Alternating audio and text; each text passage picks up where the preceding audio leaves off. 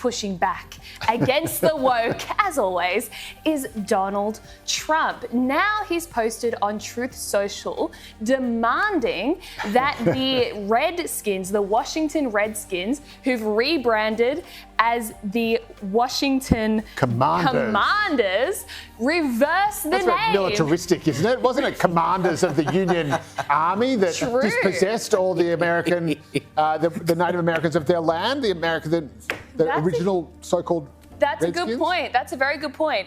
After the Black Lives Matter riots, the Washington Commanders changed their name from the Redskins because it was seen as a racial slur against Native Americans, and this is what Trump posted on Truth Social. He said the Washington whatevers should immediately change their name back to the Washington Redskins football team. There is a big clamoring for this. Likewise, the Cleveland Indians, one of the 6 original baseball teams with a storied past, our great Indian people in massive numbers want this to happen. Their heritage and prestige is systematically being taken away from them.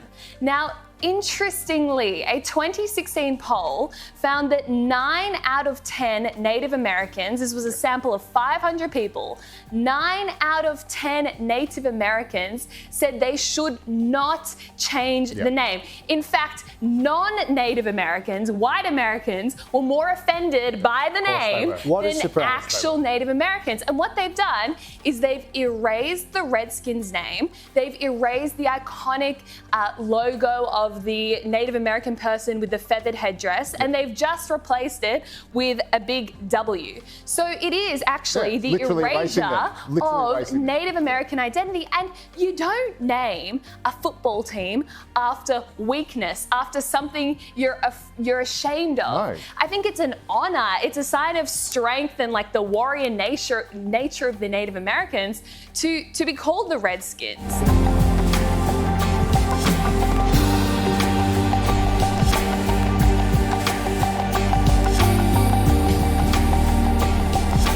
The idea that you can literally just, whitewash and, like you say, actually erasing people out of history and erasing past attitudes as a way of proving how holy they are is a very dangerous thing to do in history, because you're actually sanitising your own past. So you're basically trying to pretend that you're a better person than you are, because and sort of reaching back and sort of pretending all these things didn't happen by erasing any trace of them.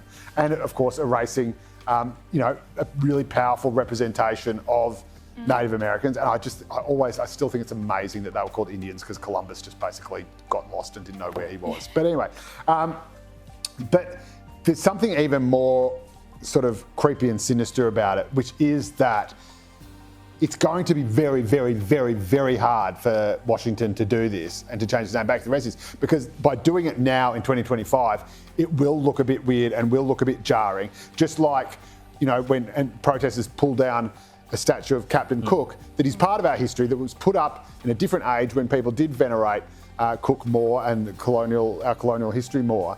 And you pull it down, it is going to look a bit weird if you say, no, we have to put this statue of Captain Cook back up in 2025. And why is that weird? We should. That's not to say we shouldn't do it, but the point is, these people, the activists who tear these things down, know that once you tear them down, they are very, very difficult to put back, because suddenly it looks like you're, imposing a view that in 2025 would be a bit weird, when in fact, if it's part of a historical legacy, it comes from that context, everyone gets it, everyone understands it, and everyone knows that that's fine. But that's why they have to be put back, so that the vandals don't keep getting away with it. Yeah, well, and it's the same here. I mean, it sends a big message. This is why Trump is doing it.